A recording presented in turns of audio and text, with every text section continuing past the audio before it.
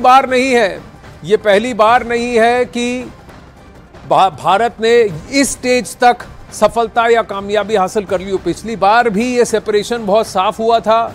Landing के तरफ जब हॉरिजॉन्टल से वर्टिकल होना था लैंडर को, वहां गड़बड़ हो गई थी। ऐसा सोमनाथ जी, इसरो के जो चेयरमैन है मौजूदा, उन्होंने खुद ये कहा है News18.com को। वहीं तैयारी चांद से जुड़े रहस्यों से पर्दा उठाने की है, लेकिन इससे कई ज्यादा बड़ा सवाल है चंद्रयान 3 के लैंडर की सॉफ्ट लैंडिंग का। सबसे बड़ा प्रश्न है। चलिए प्रियंका कांडपाल के पास चलते हैं, जो इस वक्त हमारे साथ लाइव जुड़ रही है। प्रियंका, बताइए आप कहां हैं और क्या आपके साथ कोई एक्सपर्ट है जो इस पर और रोशनी डाल सकेंगे? जी प्रियंका। जी बिल्कुल जी, इस वक्त स्पेस इंडिया में हम लोग मौजूद हैं। हमारे साथ यहाँ से अरुण यादव हैं। अरुण जी, अब थोड़ी ही देर में डिटैच होने वाला है लैंडर। कितना इंपॉर्टेंट है, अगर मैं कहूँ, चंद्रयान मिशन के लिए इस लैंडर का सेफली डिटैच हो जाना? देखिए मैम, चंद्रयान 3 का जो लैंडर है, विक्रम लैंडर जिसको हम बोलते हैं, ये एक बहुत बड़ा स्टेप है। जैसे ही ये डिटैच होगा, उसके बाद हमारी जो सबसे महत्वपूर्ण एक घटना आएगी, जो लैंडिंग की होती है, उसके होने से पहले इसका डिटैच होना जरूरी है। और जैसे ये सक्सेसफुली डिटैच हो जाएगा, उसके बाद हम इंतजार करेंगे 23 या 24 अगस्त का, जब ये लैंड होने वाला होगा। तो बस वेट कर रहे हैं कि कितनी जल्दी ये कैसे ये सक्सेसफुली एकदम डिटैच होता है। पिछली बार भी चंद्रयान 2 में भी ये जो ये हिस्सा था, ये तो आराम से हो गया था, तो ये चैलेंजिंग नहीं होता है? यानी कि इसके सक्सेसफुल होने की चांसेस ज्यादा ही है, बहुत ज्यादा होती हैं। डिटैच ना हो पाए इसके चांसेस बहुत कम है। लेकिन सबसे बड़ी जो समस्या आती है वो आती है लैंड होने की, जिसे हम बोलते हैं सॉफ्ट लैंडिंग। तो सॉफ्ट लैंडिंग का हमें उस पर नजर रखनी पड़ेगी। उसके लिए भी कुछ दिन बाकी हैं, उसके लिए नजर रखेंगे। क्या क्या अलग है पिछले चंद्रयान 2 से अगर बात की जाए, क्योंकि लैंडिंग में ही पिछली बार थोड़ी गड़बड़ हुई थी, तो इस बार चंद्रयान 3 की जब हम बात करें तो क्या अलग है चंद्रयान 2 से कि लैंडिंग में उसमें हेल्प हो?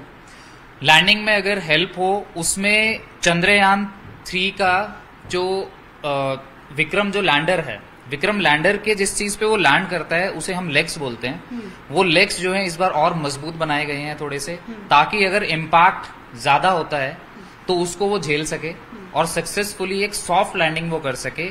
उसके बाद फिर प्रज्ञान रोवर का काम शुरू होगा। और प्रियंका, जरा इनसे पूछिए वो क्या आइडियल स्पीड होगी जबकि लैंडिंग अटेम्प्ट करना चाहिए, और खासकर आज का जो सेपरेशन होता है वो चांद की सतह से कितनी ऊपर इस सेपरेशन को अटेम्प्ट किया जाएगा, और वो जो रेडियस होगा वो कितने पास होगा धीरे धीरे? जी, एक अगर आप लेमैन को समझा पाए तो आज जो ये डिटैचमेंट हो रहा है, ये मून से कितना ऊपर तकरीबन होता है? ये तकरीबन डिटैचमेंट जो होता है, ये 100 किलोमीटर का रेडियस एक माना जाता है। पहले तो चंद्रमा के चारों तरफ, जैसा कि आप स्क्रीन पे भी देख सकते हैं, एक अगर आप कैमरा इस साइड थोड़ा अगर घुमाएंगे, तो आपको ये दिखेगा कैसे विक्रम लैंडर जो है फाइनल एक ऑर्बिट में आता है। तो ये एक 100 किलोमीटर का रेडियस जो होता है, वहां पे ये आ जाता है। उसके बाद ये ट्रेसिंग करता है, ये देखिए। अब ये ट्रेसिंग करना स्टार्ट करेगा चंद्रमा की सतह का, और उस ट्रेसिंग में ये वो जगह डिसाइड करेगा कि कहाँ पे इसको लैंड करना है। अच्छा, इसकी कोई स्पीड होती है कि कितनी स्पीड पर लैंड करना चाहिए? कोई आइडियल स्पीड होती है? स्पीड जो है वो मानी तो यही जाती है कि कम से कम रहे।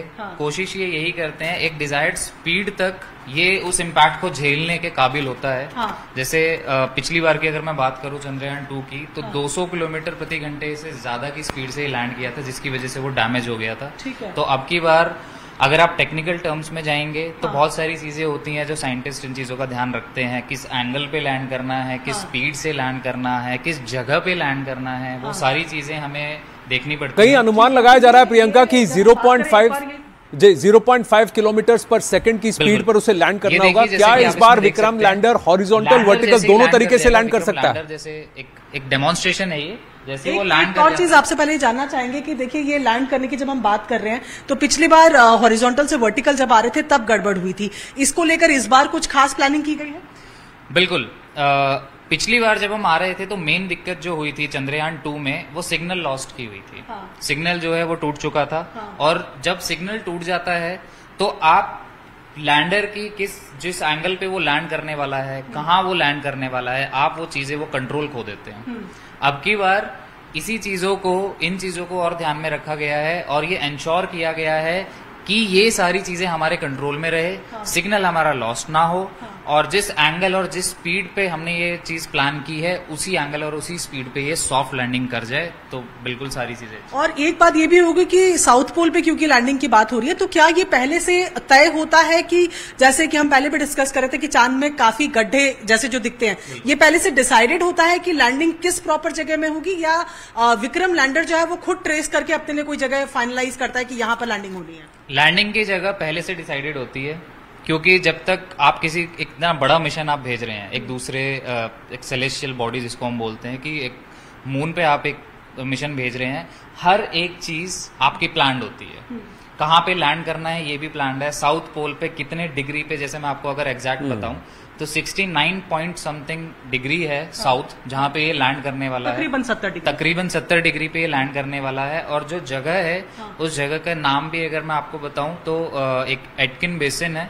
एटकिन बेसिन एक क्रेटर है वहाँ का, जहाँ पे ये चीज डिसाइड की गई है, जहाँ पे लैंड होगा। क्या ये एटकिन बेसिन को इसीलिए चुना गया क्योंकि सबसे ज्यादा वहाँ ओपन सरफेस है, सतह है, not exact landing surface decide किया गया है कि यहाँ पे लैंड करना है। जिस जगह को चूज करने की आप बात कर रहे हैं एटकिन बेसिन की, क्या उसको इसलिए चूज किया गया है क्योंकि स्पेशियस है बाकियों की कंपैरिजन में, एक सेफ साइड लेते हुए? सरफेस एरिया आपको ज्यादा मिलेगा लैंडिंग के। और इसके पीछे मैं आपको एक रीजन और बताता हूँ। जब भी आप किसी गड्ढे में लैंड करते हैं, कोई क्रेटर जब होता है, तो आप ये मान के चलिए कि एक किसी भी जगह की, जैसे अर्थ अगर आप मानेंगे तो अर्थ में 3 लेयर्स हैं। एक सबसे ऊपरी सतह होती है जिसको हम क्रस्ट बोलते हैं, उसके नीचे एक सतह होती है जिसे हम मैंटल बोलते हैं, उसके सबसे अंदर एक सतह होती है जिसे हम कोर बोलते हैं जी। ऐसे ही मून में भी अलग अलग सतह होती हैं, क्रस्ट, मैंटल, कोर। तो जहाँ पे बहुत बड़ा गड्ढा है वहां पे जो मेंटल सतह होती है वो थोड़ी नजदीक होती है। तो अगर आप क्रस्ट के साथ साथ अगर मेंटल की भी स्टडी कर लें और शायद वहां से आपको उसका कोई ट्रेस मिल जाए, या फिर मेंटल की अलग एक और लेयर की आप स्टडी कर सकें, तो बहुत अच्छा होगा। इसलिए उसको वहां पे लैंड कराया जा रहा है। ठीक है, मेरे पास यहाँ पर मुझे और कुछ तो नहीं, लेकिन एक ये मून की पिक्चर नजर आ रही है जहां पर मैं जरा आपसे समझना चाहूँ कि हम जब साउथ पोल की बात कर रहे हैं तो इस तरफ कहीं पर जाएगा, इस तरफ ये पूरा 90 डिग्री आपका पड़ता है अगर आप बिल्कुल एग्जैक्ट माना जाए। अगर आप इसको एक एक्सिस मानते हैं तो ये आपका नॉर्थ पोल होगा, ये आपका साउथ पोल होगा। ये 90 डिग्री है। आप इससे थोड़ा सा ऊपर आ जाइए, लगभग 70 डिग्री पे। 70 डिग्री ये पूरा एक लैटिट्यूड बनता है 70 का। यहाँ पे अब ये पाथ ट्रेसिंग होती है, जहाँ पे आके ये लैंड करेगा। तो क्या इस एटकिन बेसिन पे इसके अलावा और कोई चंद्रयान कभी गया है किसी और देश का? लैटिट्यूड आपका 70 के आसपास है जो साउथ में आपका लैंड। ये एक और अहम सवाल जो हमारे एंकर आपसे पूछना चाह रहे हैं कि ये जो एटकिन बेसिस फाइनल किया गया है, आज तक चंद्रयान से पहले यहाँ कोई और पहुंचा है? नहीं, ये जो सतह जो पर्टिकुलर स्पॉट डिसाइड किया गया है, ये एक ऐसा स्पॉट है जहाँ पे आज तक कोई देश, किसी भी देश का कोई भी मिशन यहाँ पे लैंड नहीं कर पाया। अटेम्प्ट किया है किसी ने? अटेम्प्ट भी नहीं कर पाया। अटेम्प्ट भी इंडिया ने ही किया था। अच्छा। चंद्रयान 2 का जो अटेम्प्ट था वो भी इंडिया के द्वारा था। और उससे पहले मैं आपको बताऊं तो 3 देश ऐसे हैं जैसे चाइना, रशिया और अमेरिका, जो यहाँ पे ऑलरेडी लैंड कर चुके हैं। साउथ पोल पे नहीं, बट दूसरी लोकेशंस पे वो ऑलरेडी लैंड कर चुके हैं। बट अगर साउथ पोल पे इंडिया की लैंडिंग होती है तो it will be the first in history and historic. बिल्कुल हिस्टोरिक। क्या आपने बताया कि इस तरीके के कुछ मिशन होते हैं तो जाहिर तौर पर सब कुछ वेक स्टडीज के लिए नहीं जाता, सिस्टमैटिक तरीके से कुछ चीजें होती है जिसके लिए भेजा जाता है। चंद्रयान 3 की अगर बात करें, क्या कुछ एक्सपेक्ट करना चाहिए इस मिशन से? क्या कुछ स्टडीज सामने आ सकती हैं? बिल्कुल। जब भी आप कोई मिशन भेजते हैं कहीं पे, तो आपके एम डिसाइडेड होते हैं पहले से कि हमें इन पर्टिकुलर फील्ड की स्टडी करनी है। ऐसे ही चंद्रयान 3 के लिए भी अलग अलग हमने सेंसर मान लीजिए, डिवाइसेस मान लीजिए, हमने डिवाइसेस वहाँ पे लैंडर में, रोवर में लगा के भेजी हैं, जिनको जब वो वहाँ पे जाएंगे, लैंडर जब लैंड करेगा उसकी डिवाइसेस अपना काम करेंगी, रोवर जब बाहर निकलेगा उसकी डिवाइसेस अलग काम करेंगी।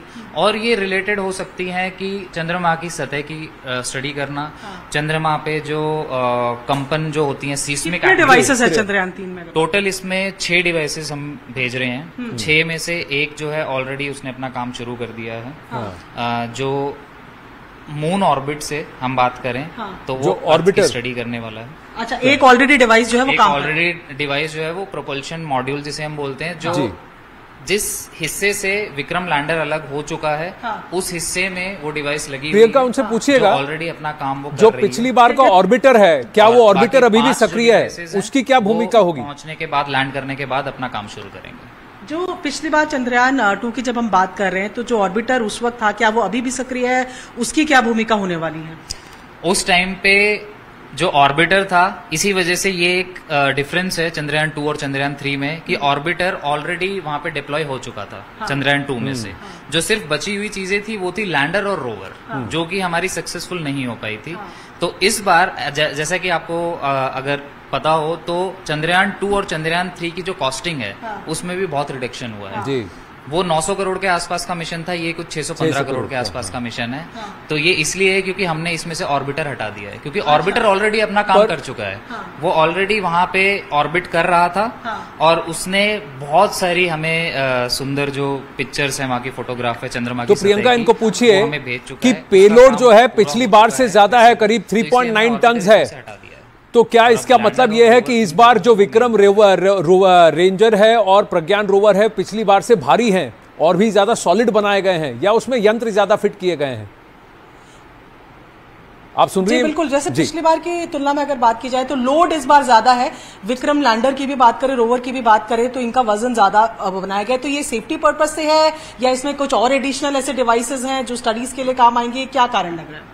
एक तो इसको थोड़ा और मजबूती देने के कारण इसमें एडिशंस किए गए थे। क्या ये पिछली बार की जो लैंडिंग सॉफ्ट नहीं पाई थी उससे भी एक लेसन है? जी, उससे एक लेसन है, क्योंकि जब आप किसी चीज को स्ट्रांग बनाते हैं, मजबूत बनाते हैं, या तो आप मटेरियल चेंज करते हैं या फिर आप उसका वजन थोड़ा बढ़ाते हैं, थोड़े और स्ट्रांगनेस के लिए थोड़ी और चीजें ऐड करते हैं। तो जैसे रोवर की अगर मैं बात करूं, कुछ 26 किलो के आसपास का ही हमारा रोवर रहेगा जी। और लैंडर अलग है, उसके लेग्स को मजबूत बनाया गया है। तो इसलिए जो पेलोड है इसका थोड़ा सा वजन बढ़ा है।